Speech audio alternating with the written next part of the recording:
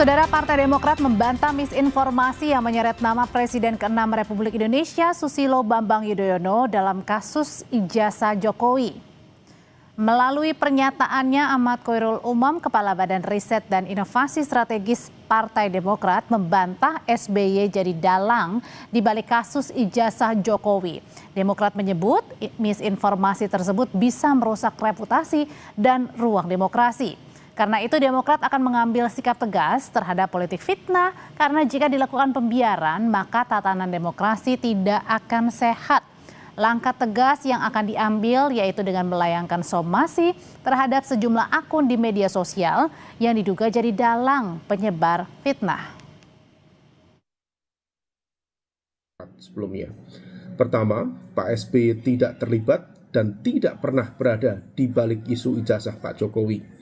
Dan disinformasi semacam ini tentu sangat berbahaya karena bisa merusak reputasi dan juga ruang demokrasi. Tentu di fase awal adalah langkah somasi, yaitu teguran atau peringatan hukum secara tertulis kepada pihak-pihak yang menjadi aktor di balik akun-akun media sosial tersebut.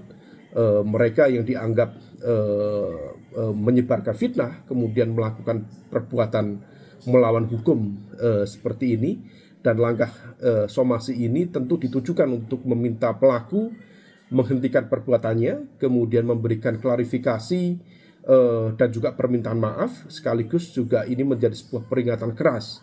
Kalau misal kemudian masih berlanjut, tentu ini akan berproses menuju proses penegakan hukum selanjutnya di ranah pidana. Lebih dalam terkait dengan somasi Partai Demokrat terkait fitnah terlibat dalam kasus dugaan ijazah palsu Presiden ke-7 RI Joko Widodo, setelah hadir bersama kami, bersama dengan Kepala Badan Riset dan Inovasi Strategis Partai Demokrat, Ahmad Khoirul Umam. Mas Umam, selamat malam. Selamat malam, Mbak Audrey. Jadi saya mau penegasan dulu nih, jadi Pak SBY dan juga Partai Demokrat ini masih pikir-pikir atau sudah mensomasi nih pihak-pihak yang kemudian diduga ini mendiskreditkan citra dari Pak SBY? Ya, Mbak Audrey, proses somasi sudah mulai dijalankan karena bagaimanapun juga itu adalah langkah tegas dalam konteks tabayun sekaligus juga klarifikasi secara hukum, sehingga dalam konteks itu adalah peringatan keras secara tertulis dalam proses hukum diberikan, dengan harapan tentu yang bersangkutan akun-akun yang tentu dalam sistem ini kita harapkan juga Komdiji dan lain sebagainya memiliki sistem yang bisa mendeteksi secara akurat siapa pihak-pihak yang berada di balik akun-akun tersebut, dan kalau misal kemudian itu sudah didapatkan secara clear, proses somasi berjalan, dan kalau misal tidak ada respon secara positif, tentu proses hukum akan dijalankan. Tapi kenapa sih harus memilih somasi, Mas Umam? Ini kan mungkin suara-suara dari masyarakat aja, suara-suara dari netizen. Saya pikir sangat berbeda. Polanya begitu terlihat ya, artinya dalam konteks ini sumber fitnah dan juga pola disinformasinya sangat berbeda. Ini bukan sesuatu yang sifatnya genuine dari masyarakat, tetapi sebuah pola fitnah yang memang disebarkan secara masif oleh akun yang memang kategorinya anonim di media sosial. Dan ini kalau kita cermati memang prosesnya dan juga karakternya cenderung terkoordinasi dan juga berulang. Nah, oleh karena itu kita mencermati ini, disinformasi ini cukup berbahaya karena bisa merusak tadi reputasi juga ruang demokrasi. Jadi sangat karena mengganggu sekali. Kita melihat proses itu dan juga mengambil sikap diam. Mbak Audrey. Oke, jadi Pak SBY ini merasa sangat terganggu sekali, Mas Umam.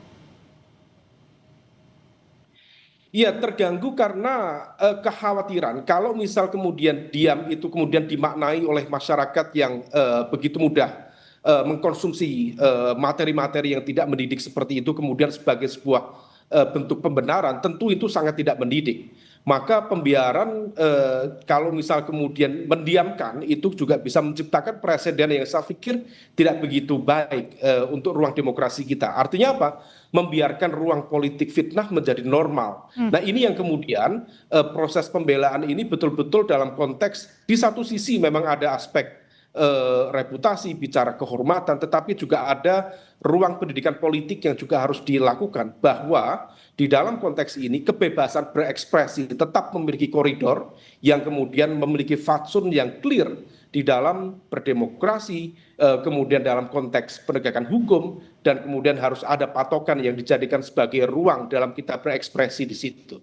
Oke, kalau disebut tadi politik fitnah, kalau gitu Partai Demokrat sendiri menduga-duganya ini orang-orang yang kemudian tadi ya memainkan peran narasi di balik media sosial ini adalah orang-orang yang pro akan Presiden ke-7 Joko Widodo, atau orang yang memang benar-benar netral begitu yang hanya bersuara saja di media sosial? Kita tidak melangkah sampai spekulatif sejauh itu, karena itu nanti menjadi ruang yang lebih jauh lagi. Tetapi bahwa akun-akun yang kemudian berkembang, kadang juga merebak secara sporadis, memang angkanya, view-nya tidak terlalu besar. Kadang itu ada yang sampai ribuan, bahkan di angka 10.000, dibanding dengan angka-angka yang pemberitaan mungkin bisa sampai jutaan dan lain sebagainya. Tetapi sekali lagi bahwa fitnah itu kalau misalnya kemudian dibiarkan, dia kemudian bisa menjadi sebuah menjelma menjadi kebenaran baru yang kemudian tentu tidak mudah untuk kemudian diklarifikasi. Nah, di dalam konteks ini adalah bagian dari civic education kita, bahwa negara harus diatur dengan rule of law, bukan rule of noise atau rule of rumors. Nah, oleh karena itu informasi palsu bisa lebih cepat dari peredaran fakta, dan kita ingin memangkas rantai itu. Nah, ini adalah bagian dari ikhtiar sekaligus juga klarifikasi, supaya kemudian asumsi, prasangka yang berkembang yang tidak produktif secara politik, secara demokrasi bisa segera dihentikan, dan kemudian kita melangkah pada hal-hal yang jauh lebih produktif ke depan. Tapi Mas Umam, selain mensomasi begitu, apa pembelaan dari Partai Demokrat ketika tadi Mas Roy Suryo ini kan dekat sekali dengan Partai Demokrat, kemudian juga ada kuasa hukum Mas Roy Suryo, salah satunya Pak Denny Indrayana yang juga adalah Partai Demokrat, kemudian belum lagi beberapa kader-kader Partai Demokrat juga mendorong nih agar dibuka saja ijazah yang supaya clear, supaya jelas ini tidak ada lagi tudingan-tudingan ijazah palsu atau dugaan ijazah palsu Pak Jokowi. Satu hal yang pasti dalam konteks ini Mas Roy Suryo bukan menjadi bagian dari Partai Demokrat. Beliau menjadi partikel bebas yang sangat terpisah secara organisir, secara struktural dengan partai. Nah, di saat yang sama, kalaupun kemudian ada elemen-elemen yang kemudian memberikan dukungan, tentu ini menjadi sebuah pola relasi yang sifatnya profesional mereka, dan kita tidak tahu menahu dan kemudian betul-betul terpisah. Apa yang disampaikan beberapa kalangan profesional di bidang hukum, misalnya Mas Refy Harun misalnya, sempat menyampaikan cukup manusiawi ketika ada satu dua pihak yang kemudian menghadapi sebuah proses hukum, dan kemudian siapa yang terpikir untuk dimintai bantuan, tentu lingkar dekat yang barangkali dulu memiliki hubungan yang cukup intens. Nah, di dalam konteks itu, proses pertemanan lama yang barangkali menjadi bagian dari koneksi, yaitu hak masing-masing. Tetapi secara keorganisasian, dalam konteks fatsun berdemokrasi, dalam konteks berpolitik, sama sekali tidak ada. Partai Demokrat, Pak SB, clean and clear, tidak terlibat di dalam konteks ijazah Pak Jokowi. Sama sekali tidak terlibat. Tapi kalau misalnya sudah dilayangkan somasi, kemudian penuding-penuding ini masih terus menuding Pak SBY berada di balik penuding ijazah palsu Pak Jokowi, pertanyaannya apalagi langkah hukum yang akan dilakukan Pak SBY dan juga Partai Demokrat, Mas Umam? Ya, somasi itu hanya proses awal yang sebenarnya memberikan ruang bagi aktor-aktor yang berada di balik itu untuk segera mengakhiri proses tindakan mereka. Kemudian di saat yang sama kemudian memberikan ruang klarifikasi sekaligus juga permintaan maaf kalau misal kemudian yang bersangkutan memungkinkan melakukan itu, memiliki itikat baik, dan sekaligus ini juga menjadi sebuah ultimatum sekaligus juga peringatan keras. Kalau kemudian proses itu masih berjalan sebagaimana concern Mbak Audrey tadi, maka proses hukum dalam konteks ini adalah di ranah pidana tentu akan ditempuh.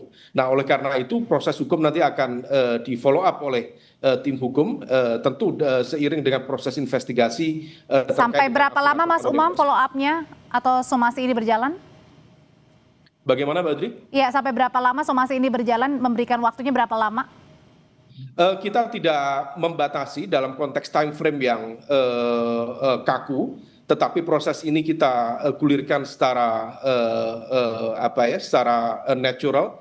Bagaimana kemudian nanti respon reaksi dari pihak-pihak tertentu tentu akan kita tanggapi dengan baik. Oke. Yang pasti dalam konteks ini sikap dan juga ketegasan dari Pak SBY dan juga keluarga Partai Demokrat disampaikan kepada publik untuk memberikan klarifikasi, tabayun, sekaligus juga penegasan bahwa kita sama sekali tidak terlibat di dalam konteks isu itu dan jangan dibawa-bawa untuk masuk ke ranah isu-isu yang sama sekali tidak produktif dalam konteks demokrasi dan juga perdebatan politik ke depan. Kepala Badan Riset dan Inovasi Strategis Partai Demokrat, Ahmad Khairul Umam, terima kasih sudah berbagi pandangan malam hari ini di Sapa Indonesia Malam, Mas Umam. Terima kasih, Mbak.